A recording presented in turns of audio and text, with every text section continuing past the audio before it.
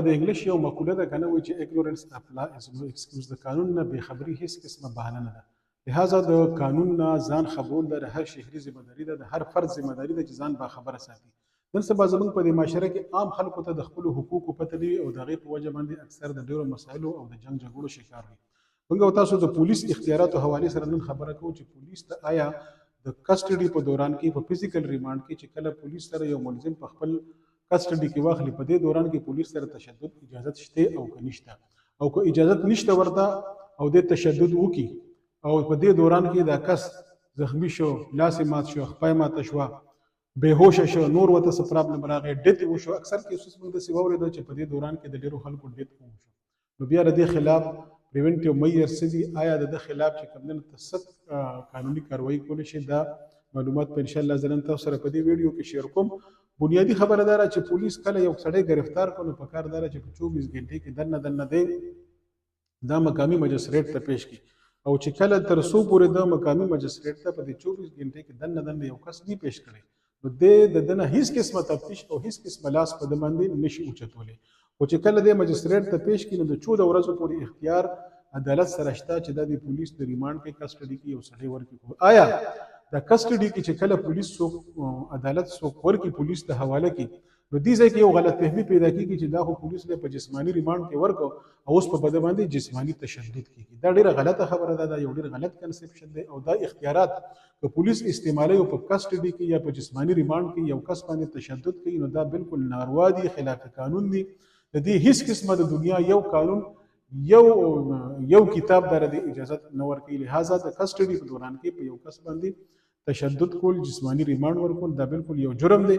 خو که داسې څوک وکړي، اکثر موږ خلک وایي چې پولیس خو کسټډي کې زه واخیستم اوس خو د پولیس کار دی چې سره کوي نو کوي به، خو که زه یې ټارچر کړم ویې والم ویې ټکولم او یا په دې دوران کې زما د یو کس هغه ډیت وشو نو زما دپاره بیا ریمیډي څه ده؟ که زه دې پولیس له ځم نو پولیس خو د پولیس خلاف کاروایي کوي نه، نو زه به ځم چېرته کوي. نو د دې حوالې سره په 2022 کې یو قانون پاس شوی دی ټارچر او د کسټوډیل ډیت چې کوم کېږي د دې یو پریونشن اکټ 2022 هغه پاس شو. په هغې کې دا باقاعده وضاحت سره دا ولیکل چې کله پولیس په یو عام شهري باندې چېرته تشدد وکړو یا په دې دوران کې د دې وفات شو یا د ډیت وشو نو په دې صورتحال کې به اف آی اے ته کمپلینټ کېږي د پولیس خلاف او اف آی اے به په دې کې انکوایري کوي او که چېرته دا ثابته شي چې دا پولیس ټارچر کړی دی نو د 10 سال پورې قید د دغه کس خلاف کېدی شي.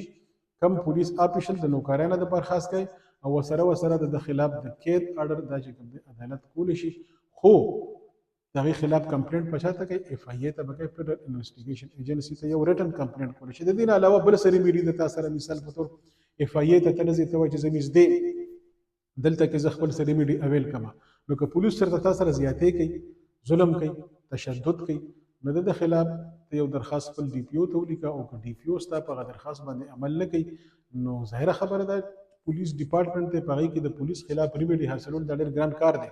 نو بیا قانون ستا دپاره د عدالت لار کولاو کړې ده او د عدالت لار هغه ډېره اسانه لار ده چې ته هغه خپل اپلیکیشن کوم چې تا ډي پي او ته کړی دی هغه راشي په هره ضلع کې د دې دپاره یو جج جسټس اف پیس مقرر کړي پروینشل ګورنمنټ هغه ته به ته یعنې دلته سیشن جج سره دا اختیارات وي په ضلع کې یا هغه خپل یو ایډیشنل سیشن جج ته دا اختیارات منتقل کړي نو ته بیا هغه درخواست پیټیشن هغه سره کولی شي او پولیس خلاف باقاعده عدالت ته انکوایري اډر هم کولی شي او دغه خلاف اف آی آر هم درج کولی شي. لهذا دا غلط فهمي بالکل د ذهن نه وباسئ چې پولیس ټارچر کولی شي، پولیس تشدد کولی شي. دا خو د پولیس خپله کمزوري ده. آیا یو دې کې یو ځای کې یو سوال دا پیدا کېږي چې پولیس په تفتیش څنګه کوي؟ اکثر زموږ نه پولیس وروڼه زموږ نه په دې حوالې سره یاره دا قانون ټیک نه دی او د دې ځکه چې که موږ یو سړی یو مجرم دا موږ ګرفتار کړو او هغه موږ ونیسو او هغه موږ سره په کسټډي کې او زه په د والو ټکولو اجازت ماته نه نو زه به بیا چې کوم نه د دنه دا ریکوري به څنګه کوم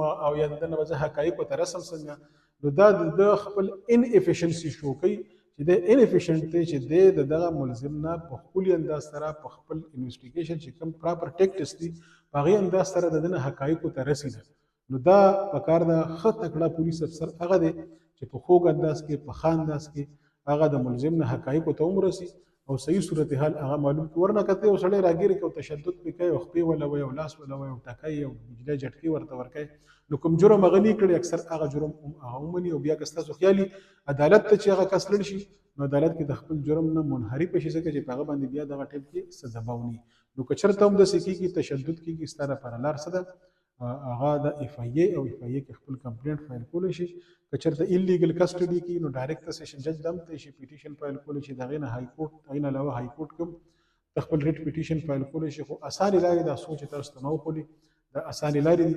دا اختیارول پکار دي په ځای دی چې موږ بس راشو په خپل کور کې کینو او د خپل حق تپوس موږ ونه کړو.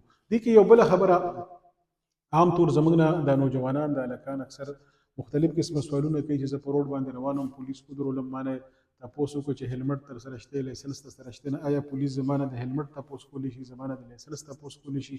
دا خو د ټریفک پولیس کار دی. یا چېرته کې زما ګاډی ودرو او زما د ګاډي سرچ کوي پولیس، نو آیا دا سرچ کولی شي که نه شي کولی؟ دا ټولې خبرې دا زموږ ستاسو په ذهنونو کې مسکنسپشنز دي. پولیس سره مکمل اختیار دی. پولیس تا نه د لایسنس هم تپوس کولی شي، ستا نه د اوور سپیډینګ حوالې سره هم تپوس کولی شي، ستا نه چې ته کوم ریش ډرایوینګ کوې په لاره باندې روانې په غلط انداز روانې، دغه هم کولی شي. د هغې نه علاوه ستا د ګاډي سرچ هم کولی شي، تا ودرولی هم شي. نو لحاظه چېرته که پولیس تا په ناکه باندې ودروي، نو په ښکلي انداز سره خپل شناخت وښایي هغه ته، خپل شناخت چې دغه ته. خو بیا چې کوم تپوسونه ستا نه کوي، نو په کار دا ده چې هغه معلومات هغه ته ورکړي.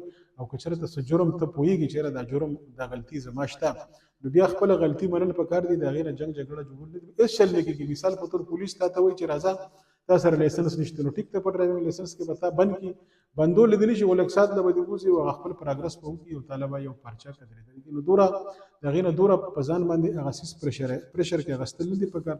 موږ اکثر هره مسله د خپل انا ګډو، که چېرته په چیک پوسټ باندې ما څوک ودرئ، نو پولیس آفیشل ولاړې په کار ده چې زه ورته خپل شناخت وښیم. خو که پولیس آفیشل تا ته پته لګي چې دا خو تپوس د ډرایوینګ لایسنس کوي، خو غرض او مقصد یې نور څه دی، ودرئ ما په ناکه باندې زما د تلاشي کوي، خو نه غرض او مقصد نور څه دی، نو د هغې غرض او مقصد چې ته کله پوهېږي، نو بیا د هغې خلاف